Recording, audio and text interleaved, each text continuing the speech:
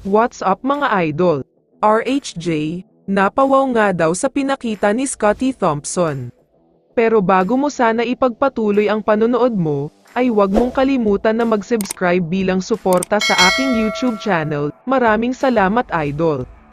Mabigat na panalo ang nakuha ng Hinebra sa naging laban nila kontra sa TNT, kaya naman dahil sa pagkapanalo na ito ay automatic na silang makakapasok sa quarterfinals. Mas lumaki na din ang chance nila ngayon para sa top 4.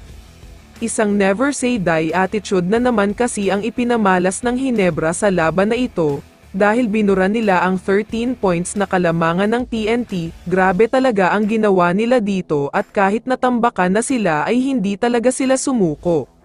Sa first quarter pa nga lang ay umabot na agad sa double digit ang kalamangan na hinahabol ng Barangay Hinebra. Kaya kinabahan na talaga ang mga fans na nanood sa mismong venue na baka maging blowout game ang laban.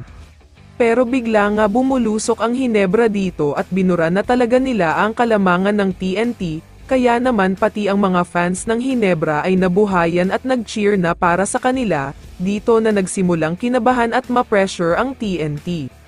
Close game hanggang sa last minute ng laban na ito, pero biglang nag-take over si Scottie Thompson. Dahil back-to-back 3-point shots lang naman ang ginawa niya, tuluyan ang nanalo ang Hinebra dahil sa clutch baskets niya.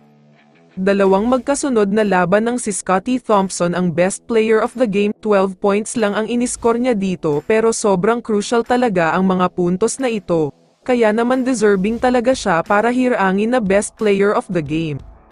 Samantala, pagkatapos naman ng laban ay may sinabi ang import ng TNT na si Rondae Hollis Jefferson kay Scottie Thompson. Hindi nakapaglaro si RHJ dahil sa injury kaya nanood lang siya at pinagmasdan talaga ang mga ginagawa ni Scottie. Ayon kay RHJ, sobrang special daw talagang player si Thompson dahil may mga nagagawa siya na hindi basta-basta nagagawa ng ibang mga players. Napawaw nga daw siya sa pinakita ni Scottie sa laban na ito.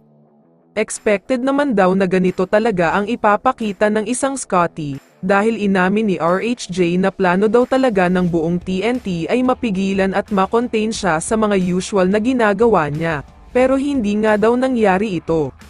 Pero sana nga daw sa susunod ay makalaro na si RHJ, dahil gustong-gusto daw talaga niyang makaharap at makalaban ang former MVP na si Scottie Thompson. Excited na daw talaga siyang makaharap ulit ang player na ito. Kaya naman kung ikaw ang tatanungin idol, ano ang masasabi mo sa pinakita ni Scottie Thompson? I-comment mo naman ang sagot mo sa tanong na ito. So dito na nagtatapos ang video na ito. Maraming salamat sa pagsuporta at panonood mga idol. Ingat at bye-bye.